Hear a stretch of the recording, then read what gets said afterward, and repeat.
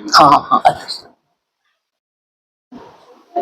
पत्रकार बंधु आदरणीय और हमारे सभी मंगल अध्यक्ष विजय जी, देव कुमार जी, विजय जी, सबसे प्रमुख हमारी बहन जिन्होंने की लोकसभा के अंदर हमारी बात रखी हुई थी।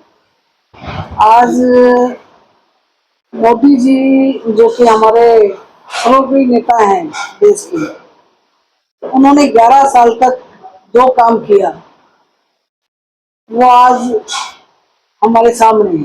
उन्होंने 11 सालों के अंदर इतना बढ़िया काम करके हमें दिखाया, उसकी चर्चा आज हमारे बीच में हमारी बहन इतनी दूर से हमारे बीच में आए हैं, ये हमारी बात मोदी जी की आप सबके सामने रखेंगे ताकि आम जनता के बीच में वो बातें जाए और आम जनता जो है उसको ध्यानपूर्वक उसको सुने, जाने कि भी क्या क्या बात उन्होंने देश के लिए की है। वो आज हमारे बीच में हमारी बहन जो है बताएंगी। हमारे साथी पार्टी के बैठे हैं, ये भी हमारा साथ देने के लिए, बहन जी का साथ देने के लिए साथ में आए हुए। धन्यवाद। सभी पत्रकार बंधुओं को हमारा नमस्कार। माननीय प्रधानमंत्री नरेंद्र मोदी जी ने किस तरह से विकसित भारत के लिए एक समर्पण भाव दिखाया है, हमारी मोदी सरकार की जो एक समर्पित सरकार है, उसके बारे में आज यहाँ डबवाली में ये जो प्रेस वार्ता रखी है, इसकी अध्यक्षता हमारी बहुत ही आदरणीय डबवाली की अध्यक्ष हमारी बहन रेणु शर्मा जी कर रही हैं। और इन 11 वर्षों में मोदी सरकार ने किस तरीके से सेवा, सुशासन और सुरक्षा, इन तीनों बातों को मद्देनजर रखते हुए विकसित भारत की अमृत काल में जो यात्रा तय की है, इसके बारे में आज आप लोगों को मैं विस्तार से बताऊंगी। एक एक बिंदु को हम लेंगे। सबसे पहले अगर हम बात करें सेवा को संकल्प बनाना, मोदी सरकार ने सेवा को संकल्प बनाया है। आप लोगों ने देखा होगा कि हमारी जितनी भी योजनाएं हैं, वो सभी योजनाएं गरीब कल्याण के लिए, गरीब जो हमारी जनता है उनको मद्देनजर रखते हुए बनाई गई हैं। इसी के तहत आप लोगों ने देखा कि हमारी सरकार ने जन कल्याण की अनगिनत योजनाएं बनाई। सुरक्षा की अगर हम बात करें तो माननीय प्रधानमंत्री जी के नेतृत्व में अभी पिछले दिनों जिस तरीके से ऑपरेशन सिंदूर हुआ, और उस ऑपरेशन सिंदूर में दुश्मन के घर में घुस के और वहां पर आतंकवादियों को जिस तरीके से नेस्तनाबूद किया, उनके ठिकानों को ध्वस्त किया गया, उसके बाद से पूरे विश्व में सबने ये बात मानी है कि भारत वो ताकत रखता है कि जो अपने दुश्मनों को घर में घुसकर जवाब देता है। उनके जो ठिकाने हैं उनको ध्वस्त किया गया, और माननीय प्रधानमंत्री नरेंद्र मोदी जी ने यह स्पष्ट कर दिया कि भारत के अंदर किसी भी तरह की जो आतंकवादी घटना है उसको युद्ध माना जाएगा। हमें इस बात की किसी से कोई परमिशन लेने की जरूरत नहीं है।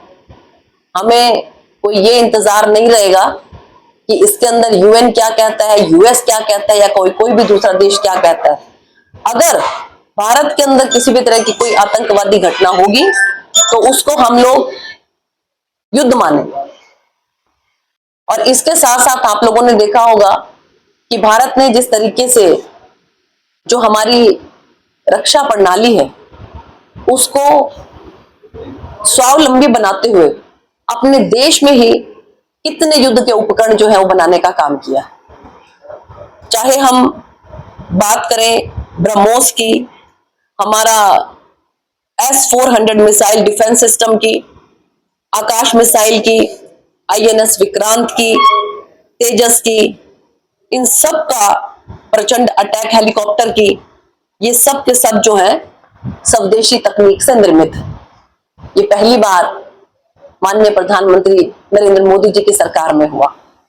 इसके साथ साथ आप लोगों ने देखा होगा कि जब भी विदेशों में किसी भी तरह के जो विपदा आई, अगर हम बात करें यूक्रेन में जिस तरह से युद्ध हुआ, तो उस युद्ध में ऑपरेशन गंगा के तहत हम अपने भारत के नागरिकों को सुरक्षित लेकर आए। उसी तरीके से हम बात करें अफगानिस्तान में, जिस समय तालिबान ने कब्जा किया, तो आप लोगों ने देखा होगा कि ऑपरेशन देवी शक्ति के तहत हम लोगों ने अपने नागरिकों को सुरक्षित वहां से निकाला। कोविड के समय में वंदे भारत मिशन के तहत करोड़ों भारतीयों को विदेशों से हम लोग सुरक्षित लेकर आए।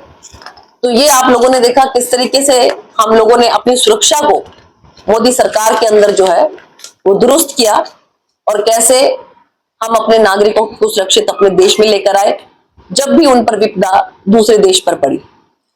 और इसके साथ साथ कम से कम भी 96 जिले जो हैं वो नक्सलवाद की चपेट में थे।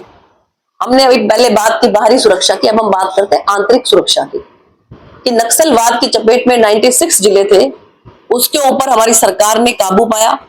माननीय प्रधानमंत्री जी ने निर्णायक बहुत से ऐसे कदम उठाए जिसके तहत जो है 70% नक्सलवाद में आज की तारीख में कमी आई है। आप लोगों ने पहले कितनी बार सुना होगा, अखबारों में रोज आ जाता था कि वहां पर जो है क्या बोलते हैं उसको, कि सुरंगें जो है वो फट गई हैं और इतने लोग जो है उनकी डेथ हो गई है। कांग्रेस पार्टी के बहुत बड़े बड़े लीडर्स तक इस नक्सलवाद के अंदर जो है उनकी मौत हुई। हमारी सरकार ने 70% उस नक्सलवाद के ऊपर कंट्रोल पाया है।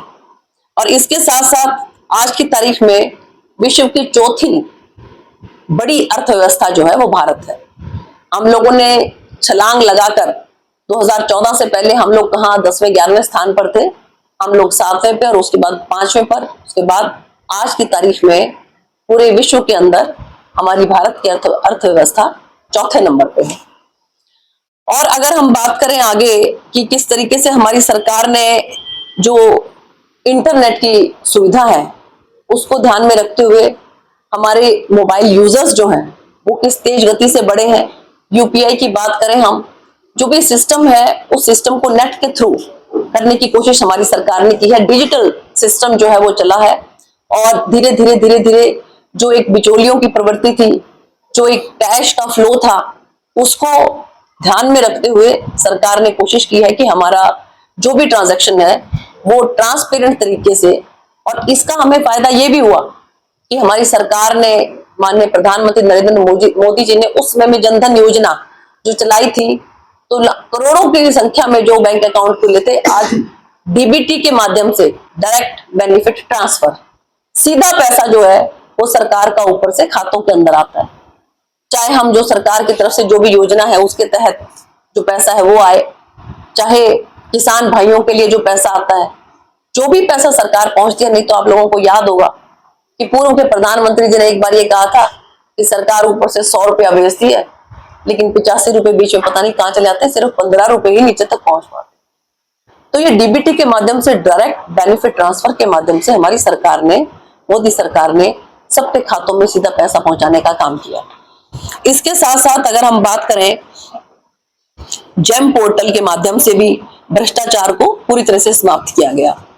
और हमारी सरकार ने किसानों के लिए जो किया उसका तो मुझे लगता है कि इससे पहले आज तक कभी किसी सरकार ने नहीं किया। और खासकर अगर मैं बात करूं, क्योंकि हमारा इलाका जो है ये कृषि प्रधान है, इसके अंदर हमारे बहुत से ऐसे भाई हैं कि जो कृषि पर ही निर्भर करते हैं।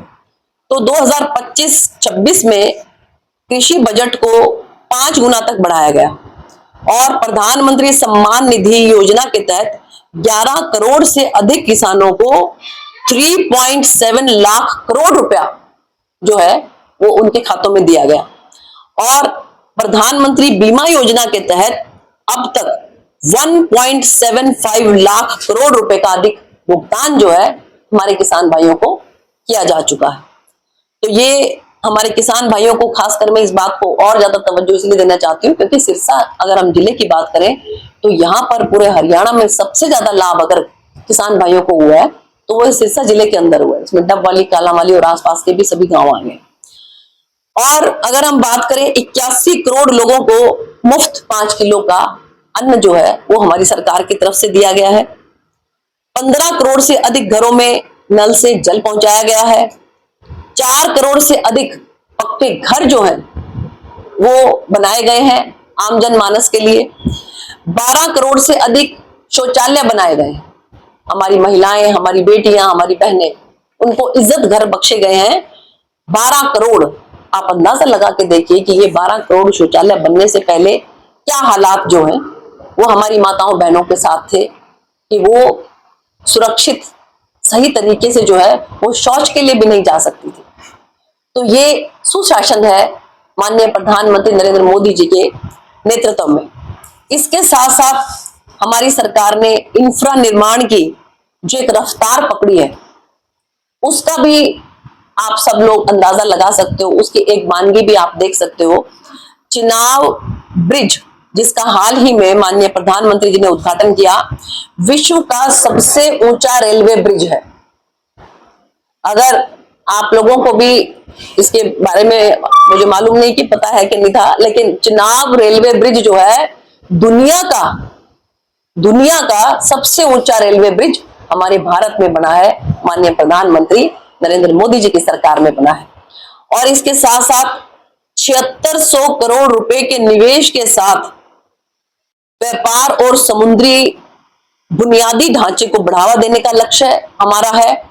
और पहला वर्टिकल लिफ्ट समुद्री पुल, ऐतिहासिक पवन रेल पुल, ये मैं आपको बताना चाहती हूँ कि समुद्र के अंदर जैसे जब इस तरह का एक पुल बनाया गया है कि अगर उसमें से ट्रेन जो है वो जाएगी तो उसको जगह मिलेगी, और अगर जो है वहां से जहाज जो है वो जाएगा तो जो वो है वो अपने आप डिसमेंटल होके उस साइड में हो जाएगा, और उसके बाद उसमें से समुद्री जहाज निकलेगा। ये जो चीजें हम कभी देखते थे कि दूसरे विदेशों में ये कैसे हो जाता है कि दो चीजें साइमल्टेनियसली चल रही है, आपकी ट्रेन भी चल रही है और जब उसके बाद समुद्री जहाज को जाना है तो वो दोनों साइड में हो जाते हैं। ये पहली बार हमारी सरकार में माननीय प्रधानमंत्री नरेंद्र मोदी जी के नेतृत्व में जो सरकार हमारी है उसने ये काम किया है। और इसके साथ साथ इसको बोलते हैं पहला वर्टिकल लिफ्ट समुद्री पुल। तो ये रामेश्वरम से कनेक्टिविटी को बढ़ाएगा। हमारा ऐतिहासिक पवन रेल पुल रामेश्वरम जो है उससे कनेक्टिविटी को, रामेश्वरम जो है वो वहां पर जो कनेक्टिविटी होगी वो पवन रेल पुल के माध्यम से होगी। और इसके साथ साथ मैं आपको बताती हूँ कि 7600 किलोमीटर हाई स्पीड कॉरिडोर, उसका निर्माण माननीय प्रधानमंत्री नरेंद्र मोदी जी के नेतृत्व में हुआ। आज की तारीख में दिल्ली 34 किलोमीटर जो है वो हमारे हाईवेज की स्पीड है। आज एक दिन के अंदर 34 किलोमीटर हमारा हाईवे बनकर तैयार होता है। आप लोग तो खुद साक्षी हो, दिल्ली से लेकर डबवाली तक कितना समय लगता था। पहले आप सिरसा से डबवाली लगाएं और अब तो समय का पता ही नहीं लगता। आप डबवाली से दिल्ली के लिए अगर रवाना हो यहाँ से 8-8, 10-10 घंटे तक यहाँ के लोगों को लगते थे, और अब 4-5 घंटे के अंदर अंदर आप दिल्ली से डबवाली पहुंच जाते हो। तो इंफ्रास्ट्रक्चर के अंदर जिस तेज गति के साथ हमारी सरकार ने काम किया वो भी अपने आप में एक बहुत बड़ा आप लोगों के समक्ष उदाहरण है।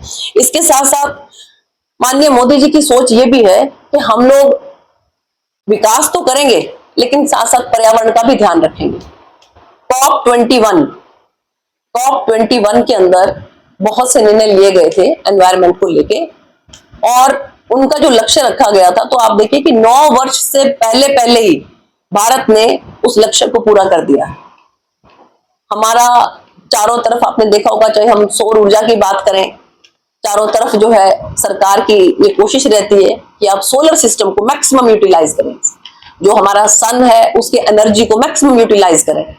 और इसके साथ साथ आप लोगों ने नोटिस किया होगा कि सरकार ने जो व्हीकल्स हैं उनको भी कहा कि आप मैक्सिमम इलेक्ट्रिक व्हीकल्स जो है वो इस्तेमाल करें। दिल्ली के अंदर तो मुझे लगता है कि शायद 100% ही जो हमारी बसेज हैं वो इलेक्ट्रिक व्हीकल्स हैं। और इसके साथ साथ माननीय प्रधानमंत्री जी की सोच आप देखिए, एक पेड़ मां के नाम, इस योजना के तहत अगर आप देखें तो पूरे देश के अंदर अब तक 142 करोड़ पौधारोपण हो चुके हैं। तो ये है कि हमारी सरकार विकास के साथ साथ अपनी धरती को भी कैसे साफ सुथरा रख सके, अपनी धरती को भी हम, पर्यावरण को भी हम कैसे काबू में रख सके, ये हमारी सरकार की सोच है। और जम्मू कश्मीर में धारा 370 आप सब लोगों को मालूम ही है, वो हटाने का काम हमारी सरकार ने किया।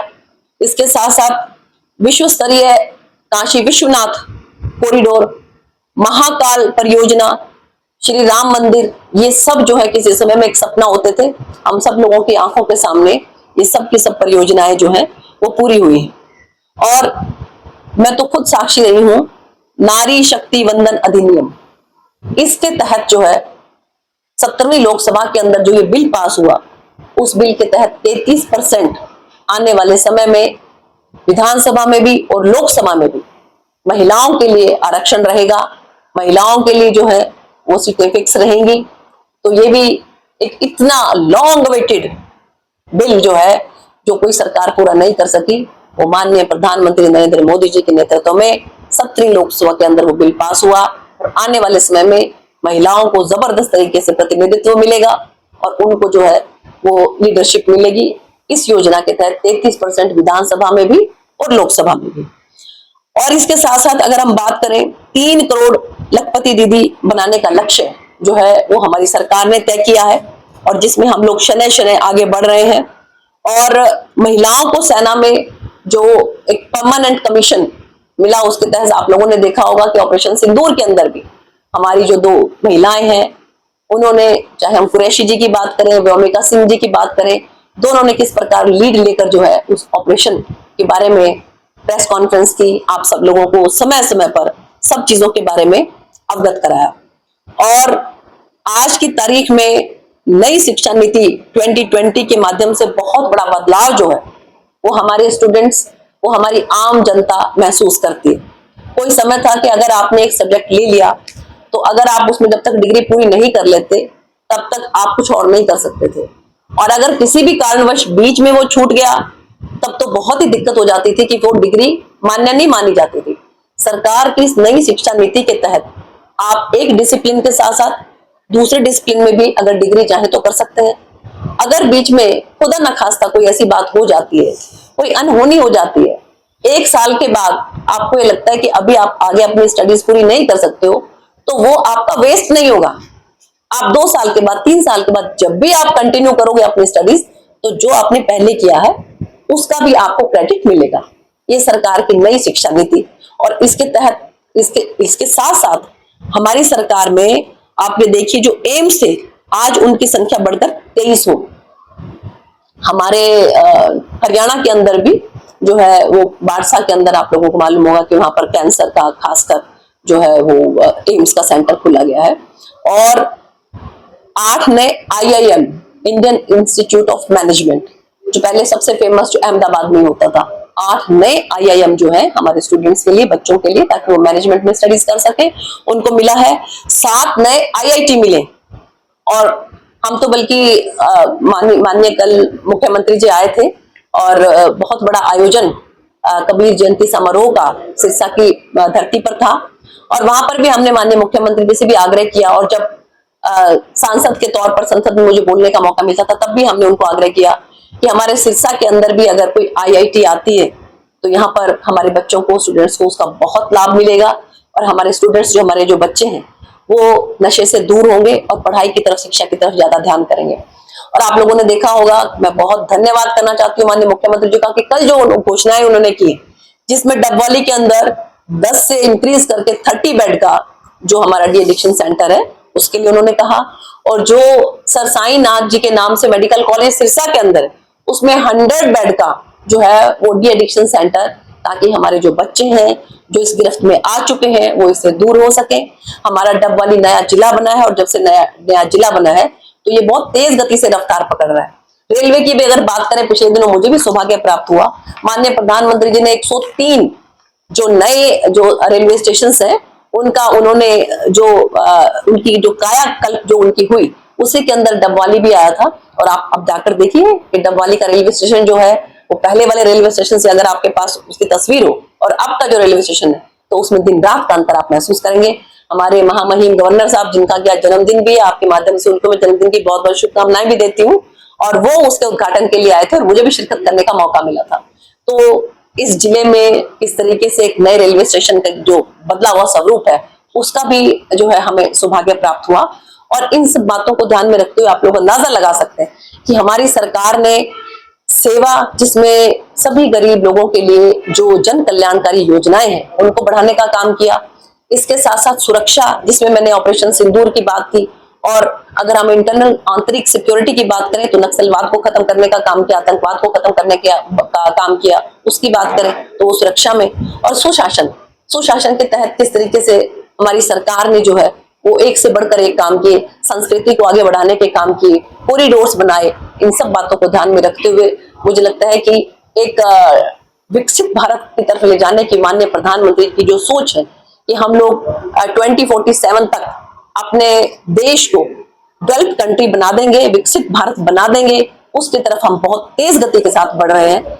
इन्हीं शब्दों के साथ आपका बहुत बहुत धन्यवाद। की बात करी तो 10 से 20 बेड कर दिए गए, लेकिन जो हफ्ते में डॉक्टर है वो एक या दो बार आता है, परमानेंट डॉक्टर नहीं है, तो वैसे बेडों का फायदा क्या डॉक्टर?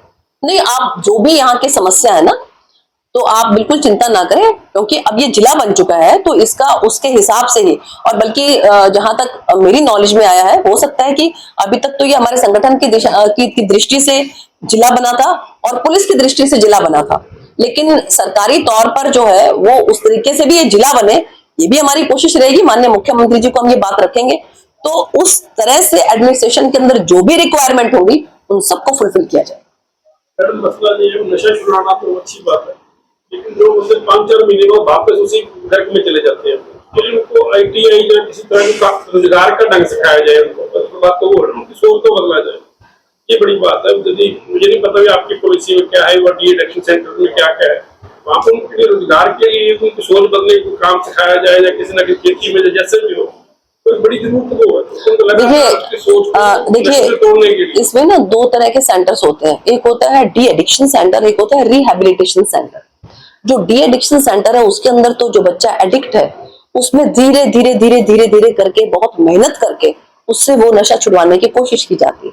फिर उसके बाद वो नशा उसने छोड़ दिया, फिर उसका रिहैबिलिटेशन सेंटर जो है उसमें उसको किस तरह से मेन स्ट्रीम के अंदर लाया जाए, या कोई ना कोई वो चीज उसको प्रोवाइड की जाए जिसमें उसका शौक हो, ताकि वो फिर से जो है मुख्य धारा के अंदर आ सके। जी, ये कागजों में बनते हैं सारी जगह, पंजाब हर जगह बनते हैं, लेकिन वो असल मसला ये है कि नशों के लिए बड़ी गंभीरता से हो गया, तो आगे जो गरीब घरों के बच्चे लगते हैं ज्यादा देखते हैं, जी, उनके लिए विजन ही नहीं, उनके पता नहीं हमने करना क्या है, समस्या ये है। नहीं, इसमें फिर इसके अंदर मैं आपसे आग्रह करूंगी कि केवल और केवल हम ये मान के चलें कि इसमें जो कुछ भी है वो सब कुछ 100% सरकार ही कर देगी, तो ये मुझे लगता है कि अतिशयोक्ति होगी।